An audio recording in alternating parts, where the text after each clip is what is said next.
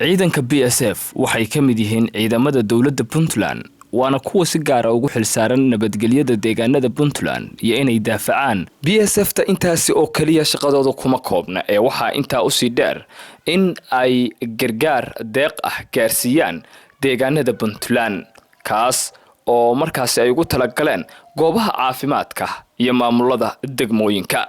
dhawaan ciidanka BSF Galdogob waxa ay keeneen qalab ay ugu talagaleen maamulka degmada Galdogob in uu ku howlgalo oo qalab xafiiseed ah iyo daawo ay ugu talagaleen isbitaalka guud ee degmada Galdogob. halka ugu mahadceliyo marka koowaad ciidamada BSF ee Puntland kuwaasoo markastaba Galdogob la dhinac taagnaa dowladda hoose waxay tahay noqoto oo mataqaanaa kombiyuutaryo xoran keeneen ama ha noqoto isbitaalka oo hadda ay u keeneen daawo ballanqaad fiican u sameeyeen.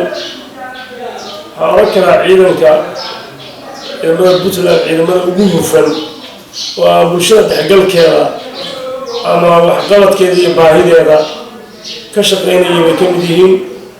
dhibaatakiina aad iyo aad baan uga mahadcelinaynaa. anaguna waxaan leenahay si fiican idinla shaqeyno. wax dhan baa Galdogob wax laydinkaga sheegay laakiin Galdogob waxba ka jira idinkaa ogaaday. ciidan shaqeynaya shaqadiisana ku filan inaad tihiinna way ogaadeen. ciidan ugu yaalana waa ogaatay markii xilliga xumaada soo maray ee Puntland calku kusoo duulana qaybta aad ka qaadateen baan mar labaad kaga mahadcelinaynaa. maamulaha guud ee Galdogob Hospital Maxamed Cabdullaahi Aadan Seed ayaa isaguna waxa uu ka waramaya caawimaadii dhawaan ay u keeneen BSF-ta taas oo ahayd caawimaad daawo ah. ciidanka amniga ee Puntland iyagoo booqasho ugu yimid isbitaalka Galdogob markaana doonaya inay ogaadaan duruufaha iyo xaaladaha isbitaalka ka jira.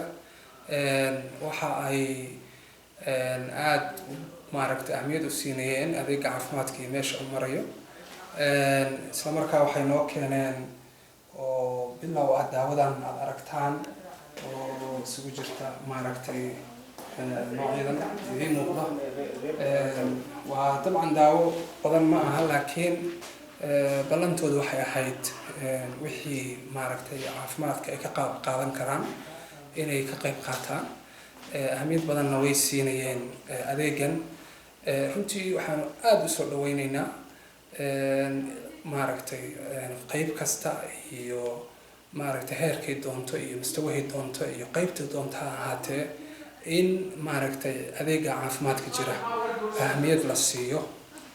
BSF-ta kusoo noqnoqod badan oo ay Galdogob kusoo noqonayeen dabadeed waxay xaqiijiyeen in degmada Galdogob nabadgelyo buuxda ay ka jirto isla markaana ay tahay goob la isku haleyn karo ammaankeeda. Iimaan Maxamed Gaani, Puntland TV, Galdogob.